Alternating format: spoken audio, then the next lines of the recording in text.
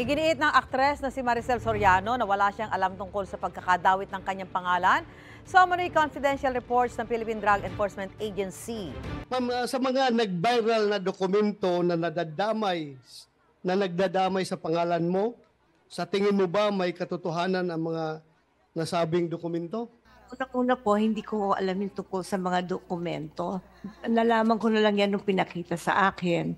Wala po akong alam. Dumalo si Soriano sa pagdinig ng Senado tungkol sa nag-leak umanong pre-operation report ng PIDEA na may petsang March 11, 2012. Ayon sa report, madalas daw gumagamit ng illegal na droga ang ilang personalidad sa showbiz at politika sa isang condominium unit sa Makati City. Inamin ni Soriano na dati niyang pagmamayari ang unit. Naibenta na raw niya ito noong 2012. Kinwestiyon din ni si Soriano tungkol sa dalawang kasambahay na nagsampa ng reklamong physical injury laban sa kanya. Tinakasan daw ng dalawa si Soriano dahil sa paggamit umano niya ng cocaine. Itinanggi ng aktres ang aligasyon. Ninakawan umano siya ng dalawang kasambahay kaya sila umalis. Ayon naman sa dating PIDEA agent na pumirma sa report na si Jonathan Morales, nanggaling ang impormasyon sa isang informant noong 2012 na hindi na raw niya maalala ang pangalan.